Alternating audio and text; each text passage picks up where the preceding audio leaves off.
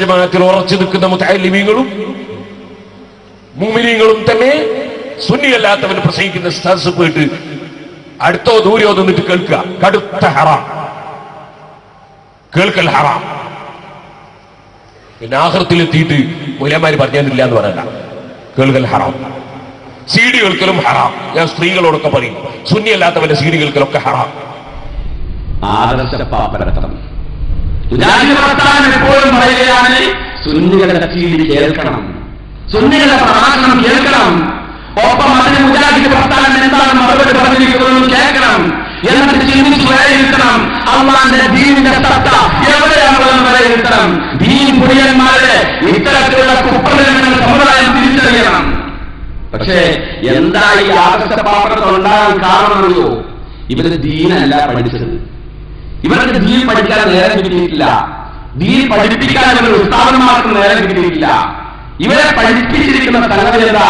എങ്ങനെ ബൂർഷയായിട്ട് ജീവിക്കാം, എങ്ങനെ മുതലാളിമാരെ കൂടെ ജീവിക്കാം, എങ്ങനെ വലിയ വലിയ ആളുകളെ കൂടെ ജീവിക്കാം, എങ്ങനെ മന്ത്രിമാരെ വന്നാൽ അഭിസംബോധന ചെയ്യാം. മന്ത്രിമാരുടെ കൂട്ടത്തിലും ബൂർഷകളുടെ കൂട്ടത്തിലും, ആ പഠനങ്ങൾ പ്രത്യേകം ശ്രദ്ധിക്കണം. ബൂർഷ എന്ന പദത്തിന്റെ അർത്ഥം നിങ്ങൾക്കറിയാലോ. ബൂർഷകളുടെ കൂട്ടത്തിലും അവരുടെ ഉസ്താദ് അക്ഷരത്തിലും അർത്ഥത്തിലും ബൂർഷയുടെ കൂട്ടത്തിലാണ് അവരുടെ ഉസ്താദ് എന്നും, മന്ത്രിമാരുടെ കൂട്ടത്തിലൊക്കെ അക്ഷരത്തിലും അർത്ഥത്തിലുമാണ്. നേതാക്കന്മാരെയും മുതലാളിമാരുടെ കൂട്ടത്തിലും അക്ഷരത്തിലും അർത്ഥത്തിലും അവരുടെ ഉസ്താദ് നിൽക്കുമെന്ന് അലരി പറയുന്ന ക്ലിപ്പോഴും കണ്ടിട്ട് നമുക്ക് ഈ പരിപാടികൾ അവസാനിപ്പിക്കാം. അതുകൊണ്ട് കണ്ടു. ഒരു സദസ്സിൽ ചെന്നാൽ സമ്പന്നരാവട്ടെ അല്ലെങ്കിൽ പണ്ഡിതന്മാരാവട്ടെ വലിയ വലിയ ബൂർഷകളാവട്ടെ, ആരുടെ മുമ്പിൽ അവർ എത്ര വലിയവരുള്ളതാണെങ്കിലും, മന്ത്രിമാരോ രാഷ്ട്രീയ പ്രമുഖരോ ഏത് മേഖലയിലുള്ള ആളുകളാണെങ്കിലും, ആ സദസ്സിലേക്ക് ഉസ്താദ് അങ്ങ് ചെന്നിരിക്കുകയാണെങ്കിൽ പിന്നെ ഉസ്താദിനെ മറികടക്കാൻ പറ്റുന്ന ഒരാൾ അവിടെ ഇല്ല. അക്ഷരത്തിലും അർത്ഥത്തിലുമൊക്കെ എല്ലാ അർത്ഥത്തിലും അങ്ങനെയാണ്. ഞങ്ങൾക്ക് മനസ്സിലായിട്ടുണ്ട് ചില സംഗതികളുണ്ട്. ഇവിടെ എപ്പോഴും CBI അന്വേഷിച്ചിട്ട് പിടികിട്ടാത്ത ചില സംഗതികളിൽ ബൂർഷയാണെന്ന് നമുക്ക് മനസ്സിലാക്കാൻ പറ്റിയിട്ടുണ്ട്. പിന്നെ ചില ചില സംഗതികൾ അതൊക്കെ ഇവിടെ പൊതുജനങ്ങളുടെ മുമ്പിൽ പറയാൻ ലജ്ജയുണ്ട്. പ്രിയമുള്ള സഹോദരങ്ങളെ, അപ്പൊ പറഞ്ഞു വരുന്നത് എന്താണ്?